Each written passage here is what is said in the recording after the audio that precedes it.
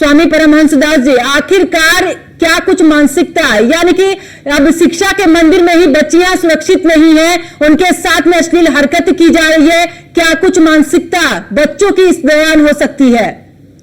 जी, अयोध्या से मैं जगत गुरु परमहंस आचार्य बात कर रहा हूँ। ऐसा है देखिए कि इस तरह के लगातार जो है तो केस आ रहे हैं, कहीं गोमांस खिला देना, कहीं जो है तो गन्ने में मिला करके, तो ये एक बड़ा षड्यंत्र है सनातनियों को धर्म भ्रष्ट करने का।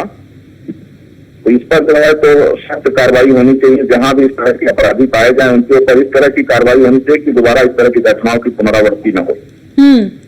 लेकिन ऐसे में विभागीय कार्रवाई भी की जा रही है। इससे पहले जब बच्चों को मीट खिलाया गया है उस दौरान भी कार्रवाई की गई, लेकिन इस तरीके के मामले रुक नहीं रहे हैं, लगातार बढ़ते जा रहे हैं। देखिए, जब तक कठोर कार्रवाई नहीं होगी, जो लोग इस तरह जो है तो दूसरे धर्म के लोगों को गाय का मांस खिला रहे हैं, ऐसे लोगों को तो फांसी की सजा होनी चाहिए। फांसी से कम नहीं, उनकी सारी संपत्ति जब्त होना चाहिए। जब इस तरह की कार्रवाई होगी तब जाकर के इन घटनाओं पर रोक लग पाएगा।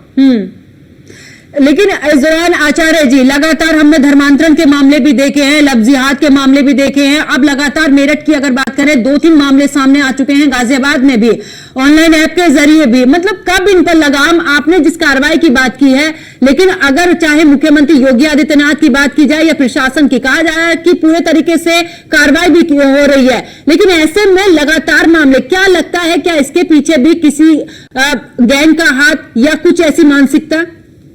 इसके पीछे एक बड़ा षड्यंत्र है। देखिए, ये जिहाद का जो है एक रूप है। यहाँ तमाम तरह के जिहाद हैं।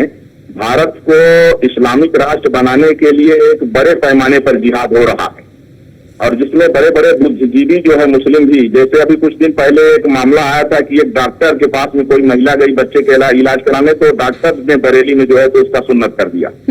तो इस तरह की घटनाओं को लेकर के हम लोग बड़े चिंतित हैं और बहुत जल्दी माननीय मुख्यमंत्री जी से मिल करके इस पर चर्चा करेंगे। बिल्कुल आचार्य जी, लेकिन अगर बात जब बच्चियों की आती है, हमने कोलकाता का भी मामला देखा और ऐसे कई मामले उत्तर प्रदेश से भी सामने आए हैं। अब आखिरकार आखिर बच्चियों के लिए सुरक्षित जगह कहां पर है? ऐसी शिक्षा का मंदिर सुरक्षित नहीं है, हॉस्पिटल सुरक्षित नहीं है। ये जब शुगर जैसे लोग बच्चा पैदा करेंगे तो उनके ऊपर जो अनुशासन कर पाना बड़ा मुश्किल होगा। ये जो 12 बच्चे 15 बच्चे पैदा करने की जो मुसलमानों की मानसिकता है, तो इसको रोकना होगा, क्योंकि ये बच्चे पैदा करते हैं, उनको सिखाते हैं कि यहाँ कुछ नहीं है, तुम्हें जन्नत मिलेगी, और तुम इससे जो है तो इस तरह से क्राइम करने के लिए उनको जो है तो लोग जो है ब्रेन वॉश करते हैं, उनको सिखाते हैं, बाकायदा प्रशिक्षण दिया जाता है मदरसों में। तो जब तक population control common civil code नहीं लागू होगा, तब तक जब 20 बच्चे 15 बच्चे पैदा करेंगे तो उनको ट्रेनिंग नहीं दी जाती है सब करने को। चलिए, बहुत बहुत शुक्रिया आचार्य परमहंसदास जी हमारे साथ जुड़ने के लिए और अपना पक्ष रखने के लिए। ऐसे में आपको बता दें कि मेरठ में जिस तरीके से मामला सामने आया, वाकई में ही शर्मसार कर देने वाला ये मामला है। कक्षा 4 की मासूम बच्ची और उसके साथ में इस तरीके की हरकत वाकई में ही सोचने पर मजबूर कि आखिरकार बच्चियां कहां सुरक्षित है, ना हॉस्पिटल में सुरक्षित है, ना शिक्षा के मंदिर में सुरक्षित है। तो आखिरकार बच्चियों की सुरक्षा की जिम्मेदारियां जिस तरीके से प्रशासन भी लेता है, सरकार भी तमाम दावे करती है, लेकिन ऐसे में लगातार मामले बढ़ रहे हैं। क्या कार्रवाई में कहीं पर चूक हो रही? कई सवाल ऐसे खड़े होते हैं। शिक्षा के मंदिर में कहां से आए शैतान? और आपको बता दें कि इस दौरान हेडमास्टर ने छात्रा के साथ में यहां पर अश्लील हरकत की। ज्यादा जानकारी के लिए हमारे सहयोगी अतुल शर्मा लगातार हमारे साथ में बने हुए हैं। अतुल, सवाल यही कि आखिरकार जो बच्चियां हैं कहां सुरक्षित है? हमने कोलकाता का मामला भी देखा, उत्तर प्रदेश में भी नाबालिग के साथ में दुष्कर्म करने का मामला सामने आया। अब आखिरकार मेरठ में तो लगातार इस तरीके के मामले सामने आ ही रहे हैं बच्चों को लेकर। आखिरकार कहां सुरक्षा मिलेगी?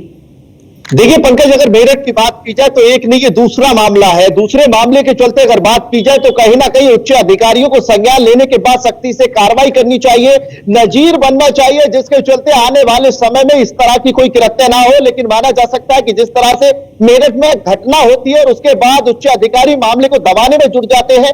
बीएसए की अगर बात की जाए तो मामले को साहिब दबाने में जुटती है, लेकिन दूसरी तरफ अगर बात की जाए जिस तरह से परिवार के लोग हंगामा करते हैं और उसके बाद आरोपी को गिरफ्तार किया जाता है, कार्रवाई की जाती है, जिला अधिकारी की तरफ से सस्पेंड किया जाता है। लेकिन हकीकत की बात यह है कि जिस तरह से यहां पर कृत्य किया जाता है, सावन के सोमवार में हिंदू छात्रों के लिए मास्क खिलाया जाता है, लेकिन वहीं अगर दूसरी तरफ देहात की बात की जाए तो हिंदू छात्र के साथ एक विशेष समुदाय का हेडमास्टर उसके साथ छेड़खानी करता है, नाखून काटने के बहाने उसके साथ छेड़खानी की जाती है।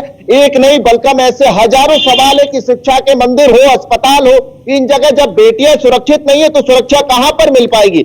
आम जनता की बात की जाए, अभिभावकों की बात की जाए तो कहां पर अपने बच्चे को सुरक्षित रख पाएंगे। कहीं ना कहीं अगर बात की जाए, शिक्षा के मंदिर में छात्रों को भेजा जाता है अपने भविष्य को उज्जवल करें, पढ़ाई लिखाई करें, लेकिन इस तरह का अगर कृत्य स्कूल के अंदर किया जाता है, प्राथमिक विद्यालय के अंदर किया जाता है, तो शासन से लेकर सरकार तक सवाल खड़े होते हैं। सरकार की साफ मंशा है किसी भी तरह से ऐसे आरोपी को बख्शा ना जाए। लेकिन अगर मेरठ की बात की जाए तो मेरठ के शिक्षा विभाग के उच्च अधिकारियों की बात की जाए तो कहीं ना कहीं ऐसे मास्टरों पर, हेड मास्टरों पर कहीं ना कहीं उच्च अधिकारी मेहरबानी बनाकर रखते हैं, मामले को ठंडे बस्ते में डालते हैं, जिसके बाद कार्रवाई कहीं ना कहीं ढीली पड़ती हुई नजर आती है। बिल्कुल, चलिए बहुत बहुत शुक्रिया अतुल शर्मा हमारे साथ जुड़ने के लिए, तमाम जानकारी साझा करने के लिए। और आखिरकार सवाल यही खड़ा होता है कि मेरठ में जिस तरीके से मामला सामने आया है, आखिरकार जब बच्चों को शिक्षा के मंदिर में ही इस तरीके की हरकतों का सामना करना पड़ेगा तो बच्चों की मानसिकता पर क्या असर पड़ेगा और बच्चे खुद को कहां पर सुरक्षित महसूस करेंगे। मेरे साथ फिलहाल इतना ही। आप देखते रहिए न्यूज़ 1 इंडिया।